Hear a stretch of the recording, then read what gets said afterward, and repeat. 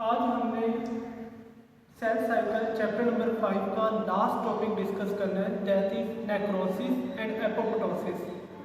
Last time हमने discuss किया था माइटोसिस और मियोसिस का डिफरेंस, जिस तरह की हद तक हमारा माइटोसिस और मियोसिस का जो टॉपिक है वो बेटा कंप्लीट हो जाता है।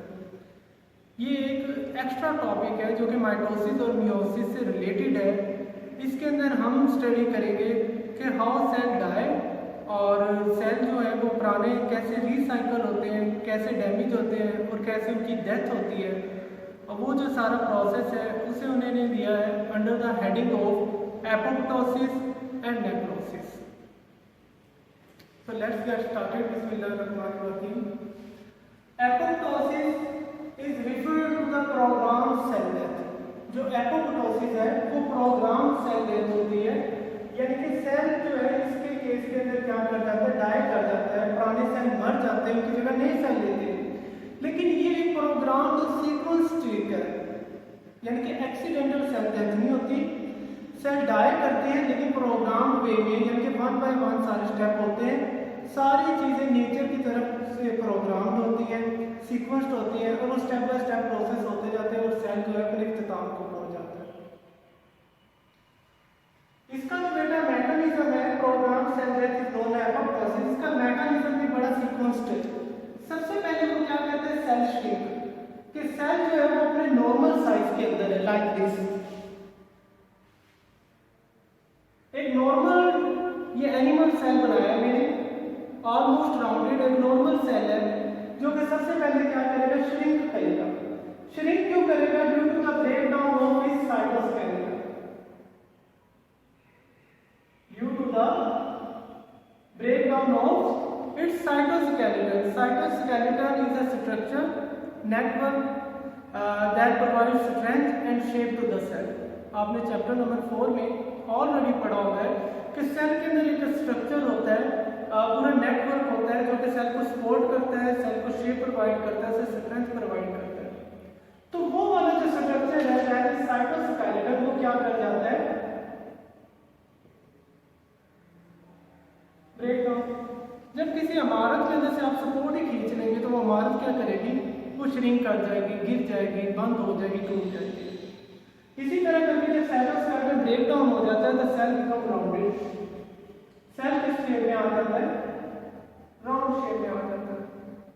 राउंड शेप आने के बाद सेल के अंदर जो न्यूक्लियस प्रेजेंट है उस न्यूक्लियस का जो निवेल है वो क्या कर जाता है, ब्रेक डाउन। तीसरा स्टेप क्या है, न्यूक्लियर इनवेल ब्रेक डाउन।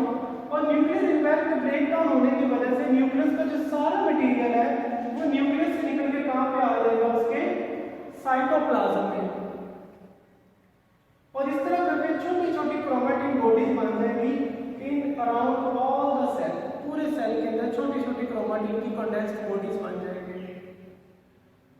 और उसके बाद जब वो पूरे न्यूक्लियर इनवेल के न्यूक्लियर मटेरियल सेल के अंदर स्प्रेड कर जाता है तो उसके बाद बेटा क्या होता है कि सेल जो है वो छोटी छोटी बॉडीज में कन्वर्ट हो जाता है। अनटिल अनलेस वो छोटी छोटी जो बॉडीज हैं वो अपनी मेन बॉडी के साथ अटैच है, आपस में अटैच है, उसे हम क्या कहते हैं, बेल्स। जब तक अनटिल अनलेस वो अपनी मेन बॉडी के साथ अटैच है वो क्या कहलाएंगे, बेल्स। जब वो अपनी मेन बॉडी से क्या हो जाएंगे, अलग हो जाएंगे, तो वो बेटा क्या कहलाएंगी, एपोप्टोटिक बॉडीज। वो क्या कहलाएंगी, एपोप्टोटिक बॉडीज। जब वो सेपरेट हो जाएंगी, एपोप्टोटिक बॉडीज। जब वो अपनी मेन बॉडी के साथ अटैच रहेंगी छोटे छोटे क्लस्टर ऑफ सेल, तो तब वो क्या कहलाएंगे, बेल्स। ये बहुत अहम डिफरेंस है जो बोर्ड में अमूमन पूछा जाता है। अब इफेक्ट्स क्या है इसमें? इफेक्ट से it prevent damage of other cell. जब एक पुराना हो जाता है सेल, अपनी एज मुकम्मल कर चुका होता है, जैसे कि रेड ब्लड सेल की आपको एज मालूम है कि उसकी 4 मंथ है, 120 डेज, तो उसके बाद अब बेटा उसने डाई करना है। तो जब वो प्रोग्राम तरीके से डाई कर जाता है तो वो दूसरे सेल को डैमेज से बचा जाता है। इसी तरह कहता है कि जब हमारी डेवलपमेंट हो रही होती है तो हमारी डेवलपमेंट के दौरान जो हमारी अपेंडेजेस हैं, हमारी फिंगर्स हैं, ये आपस में अटैच होती है लाइक दिस। तो उसके दरमियान में जो मेम्ब्रेन है उसे भी बेटा कौन खा जाता है, उसे भी कौन वो रिसाइकल करता है, उन सेल्स को कौन खत्म करता है, ये प्रोसेस तो दो इसके मेन ऑब्जेक्टिव्स हैं कि दूसरे सेल को डैमेज से बचाता है और जो हमारे डेवलपमेंट के दौरान जो पुराने और जो अनवांटेड टिश्यूज होते हैं, सेल्स होते हैं, उन्हें रिसाइकल करता है, खत्म करता है। Next, move towards the necrosis. Necrosis is accidental cell death. सिर्फ एक वर्ड है जो इन्हें क्या करता है, डिफरेंशिएट। यहाँ पे क्या है, प्रोग्राम सेल डेथ और वहाँ पे क्या है, accidental cell death and tissues की अगर अचानक किसी पॉइजन की वजह से, किसी जानवर के बाइटिंग की वजह से या किसी और मटेरियल की वजह से, किसी इंजरी की वजह से कोई टिश्यू डाई कर जाता है, मर जाता है अचानक विदाउट कंप्लीटिंग इट्स साइकिल, तो वो जो प्रोसेस है उसे हम कहते हैं necrosis. Less sequential than apoptosis. ये एपोप्टोसिस से लेस सीक्वेंशियल होता है, इसके इतना कोई सीक्वेंस इन्वॉल्व नहीं होता क्योंकि ये एक्सीडेंटल सेल होता है। अब कोई भी प्रोसेस पहले हो सकता है, पहले सेल का मटेरियल निकल जाए, उसके बाद उसका साइटोस्केलेटन ब्रेक हो जाए, बाद में वो श्रिंक कर जाए, पहले राउंडेड हो जाए, सारे सीक्वेंस आगे पीछे हो जाते हैं। इसकी काजेज जो है बेटा, सबसे पहले क्या है कि अकर ड्यूरिंग इंजरी, हमें कोई चोट लगती है, कोई कट लगता है, कोई बाउंड आता है। इट अकर ड्यूरिंग इन्फेक्शन, कोई बॉडी के अंदर माइक्रोब घुस जाते हैं लाइक बैक्टीरिया एंड वायरसेस, वो हमारे सेल को डैमेज करें तो फिर। इट अगर ड्यूरिंग कैंसर, अगर हमारी बॉडी के अंदर कोई ट्यूमर बन जाए तो फिर भी वो जल्दी से उसके जो सेल है वो डाई करना भी शुरू कर देते हैं और नए बनते भी हैं, यानी कि वो अपनी एज मुकम्मल नहीं कर पाते हैं। एंड इट अगर इन हाइपोक्सिक इन्वायरमेंट। हाइपोक्सिक इन्वायरमेंट वो वाली इन्वायरमेंट है जिसके अंदर सेल को लेस ऑक्सीजन प्रोवाइड होती है। Cell survive in low amount of oxygen. तो जब सेल को पूरी इसकी ऑक्सीजन नहीं मिल पाती तो सेल क्या कर जाते हैं, डाई कर जाते हैं। अब इसका मैकेनिज्म जो है वो क्या है कि लाइसोसोम एक ऑर्गेनेली है सेल के अंदर, वो एंजाइम रिलीज करता है जो कि सेल के सारे कंपोनेंट्स को क्या कर देता है, ब्रेक डाउन कर देता है और सेल फौरन डाई कर जाता है। इसके इफेक्ट्स क्या हैं?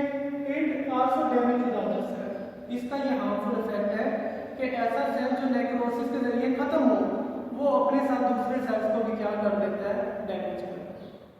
सो this is all about our today's lecture.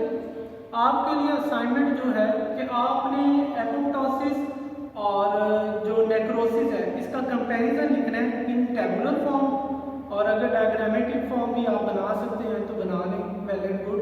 But इसका जो कॉलम डिफरेंस वो आपने जरूर बनाना है। This is all about our today's